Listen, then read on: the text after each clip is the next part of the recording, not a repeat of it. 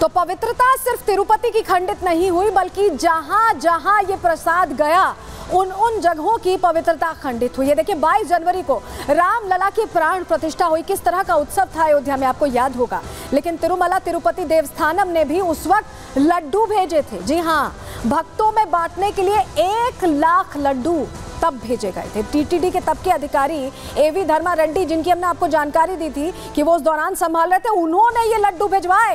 प्राण प्रतिष्ठा से एक दिन पहले ये लड्डू पहुंचे थे, यानी ये अशुद्ध लड्डू सिर्फ आंध्र प्रदेश तक सीमित नहीं रहे, अलग अलग जगहों पर पहुंचे और सैकड़ों वीवीआईपीज, हजारों भक्तों में बालाजी का प्रसाद बांटा गया। उस वक्त किसी को पता नहीं था कि शुद्धता के साथ यहाँ समझौता किया गया है। उस वक्त आंध्र प्रदेश में जगन मोहन रेड्डी की सरकार थी, जिन पर यह आरोप लगे हैं, और टीटीडी पर जगन सरकार का ही पूरा होल्ड था, उनकी पूरी पकड़ थी। देखिए किस तरह से ये लड्डू आंध्र प्रदेश से अयोध्या पहुंच गए, रामलला जहां विराजमान हुए वहां पर ये लड्डू पहुंचाए गए, और सोचिए वहां की शुद्धता को भी खंडित कर दिया गया।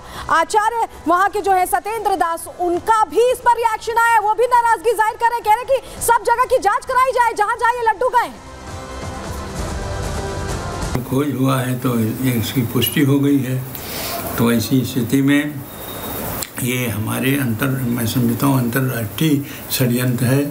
हमारे जो सनातन धर्म है इस पर कुठाराघात है, और इसकी बड़ी गंभीरता से सरकार को लेना चाहिए, और उसके बाद इसको जांच कराने के लिए दोषी जो है उसको दंड दिया जाए।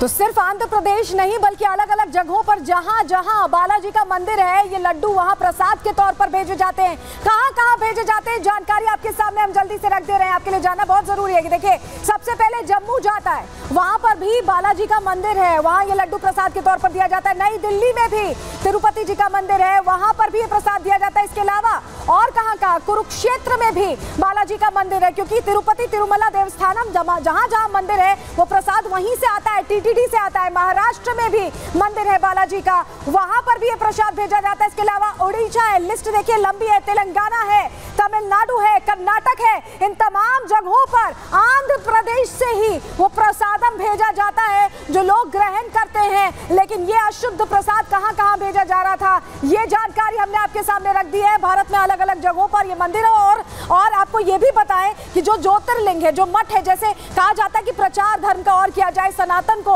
अलग अलग जगह पहुंचाया जाए, उसी मंशा के साथ ये प्रसाद भेजा जाता था। लेकिन इसमें जो ठेकेदार है बीच में, उन्होंने घपला किया, घोटाला किया और लोगों की आस्था के साथ खिलवाड़ किया, जिसके बाद ये जो धर्म का प्रचार है ये इस तरह से अधर्म में तब्दील हो गया, हम आपको बता रहे हैं। लेकिन देखिए हिंदू धर्म में प्रसाद को परमेश्वर माना जाता है, उसका दर्जा दिया गया है। प्रसाद का मतलब होता है कि परमात्मा के साक्षात दर्शन। लेकिन यह हैरान करने वाली बात है कि इस मामले में तो प्रसाद में ही मिलावट हो रही थी, और लोगों के साथ इतना बड़ा विश्वासघात हो रहा था कि बहुत सारे लोग तो इस पर यकीन भी नहीं करेंगे। लेकिन जिस तरह से प्रसाद की लैब टेस्ट रिपोर्ट आई है, वो इशारा प्रसाद में जानवरों की चर्बी की तरफ ही कर रही है। 2 बार क्रॉस चेक हुआ है। ये सुनते हैं इस पर श्रद्धालुओं का क्या कहना है। रणनीति है, किसी ने ऐसे कुछ फैलाया होगा, कुछ ना कोई इसके मकसद। रिपोर्ट आए हैं कि भाई चर्बी मिला हुआ है, तो वो हाँ बिल्कुल बहुत ख़राब है हिंदू धर्म के लिए। हिंदू धर्म हमेशा से मांसाहारी नहीं रहा है, भगवान को चढ़ाना वाला लड्डू है, तो ये बहुत गलत बात है। हिंदुओं के साथ एक खिलवाड़ किसी सोची समझी रणनीति का हिसाब हो सकता है। कूटनीतिक कोई गैर हिंदू लोग हैं, चाहे मुस्लिम हो, ईसाई हो, कोई भी हो, या अपने हिंदू में भी ऐसे शरारती कोई तत्व हो, उनका भी हो सकता है। लेकिन इसका खुलासा भी हो जाएगा, दूध का दूध पानी में हो जाएगा। जो मिलाते हैं, जो करते हैं काम, उनके लिए गलत है।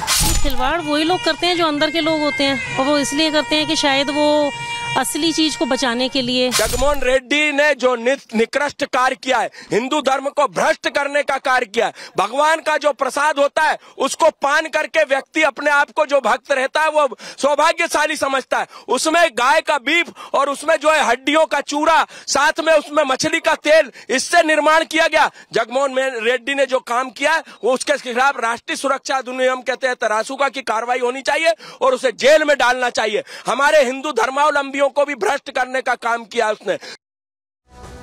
तो जिस प्रसाद को लेकर विवाद छिड़ा हुआ है, चलिए उसका इतिहास भी आपको बता देते हैं। देखिए, तिरुपति बालाजी मंदिर का प्रसाद देश भर में मशहूर है। लोग मंगवाते हैं ये प्रसाद ग्रहण करने के लिए खास तौर पर, और इसको बनाया जाता है। इसकी क्वांटिटी लाखों में होती है। रोज ये चढ़ता है, 3 टाइम प्रभु के चरणों में से चढ़ाया जाता है और ये देश भर में मशहूर है। हमें जल्दी से प्लेट बदलेंगे, अगली प्लेट रखेंगे दर्शकों के सामने। अगली जानकारी रख देते हैं जल्दी से। प्रसाद के तौर पर तिरुपति मंदिर में लड्डू ही दिया जाता है। ये लड्डू चढ़ाया हुआ होता है, वो दिया जाता है। माना जाता है कि इस प्रसाद के बिना दर्शन भी पूरे नहीं होते और मंदिर में अलग अलग तरीकों से प्रसाद बनाया जाता है। ऐसी ही रसोई है जिसमें प्रसाद बनाया जाता है और पूरी शुद्धता के साथ लड्डू के प्रसाद का निर्माण किया जाता है। लड्डू पोटू एक रसोई घर है जो अगर आप गए होंगे तिरुपति तो आप देख भी सकते हैं, जहां लड्डू तैयार होता है। लड्डू पोटू बोलते हैं उस जगह को, उस रसोई घर को। लड्डू पोटू में रोजाना 8 लाख लड्डू तैयार किए जाते हैं। इसकी क्षमता है, श्रद्धालुओं के लिए तैयार किए जाते हैं। प्रसाद बनाना रोजाना मंदिर में 620 कर्मचारियों का काम है। 620 कर्मचारी इसमें लगे रहते हैं। पहले प्रसाद बनाने के लिए लकड़ी का इस्तेमाल होता था, लेकिन समय के साथ तब्दीली आई। साल 1984 के बाद एलपीजी गैस का इस्तेमाल किया जाने लगा। 1984 के बाद तिरुपति में मंदिर प्रसाद की परंपरा 200 साल पुरानी। आप सोचिए कितनी प्राचीन परंपरा को छेड़ा गया है यहाँ पर। साल 1803 में प्रसाद के तौर पर पहले बूंदी के लड्डू बांटे जाते थे, बूंदी बांटी जाती थी, लेकिन साल 1940 में बूंदी बांटने की परंपरा बदल दी गई और ये लड्डू बनाने की परंपरा शुरू की गई। इसका इस्तेमाल होने लगा बूंदी की जगह और ये तब्दीली की गई काफी पहले और 200 साल से ये प्रथा, ये परंपरा चली आ रही है। लेकिन इस बीच जानिए कि जिस तरह से यहाँ पे छेड़छाड़ की गई, इसको लेकर जो अभी टीटीडी के यानी तिरुपति तिरुमला देवस्थानम के कार्यकारी अध्यक्ष श्यामला राव, उनकी भी प्रेस कॉन्फ्रेंस आई। इतना विवाद हो जाने के बाद उन्होंने कहा कि हम ये सुनिश्चित कर रहे हैं कि आपको कोई गड़बड़ी ना हो। सुनिए जरा। There are various reasons why the quality of ghee is not up to the mark. One is that we don't have any internal lab to test adulteration in the ghee, and also there is no system of testing the quality of ghee for adulteration in outside labs also. There is no system. The rates quoted by the tenderers for whatever reasons is unviable.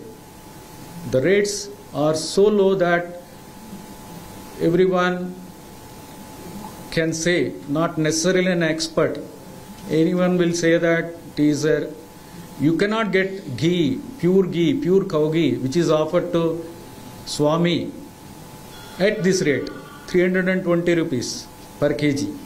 So we need to have at least something around 500 maybe to get a pure cow ghee.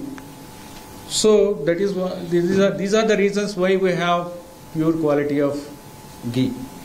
So we started working on that, and then we warned all the suppliers. We told them that if you are supplying any substandard ghee, we will blacklist you. We will test the samples in outside NABL accredited labs and we will blacklist you.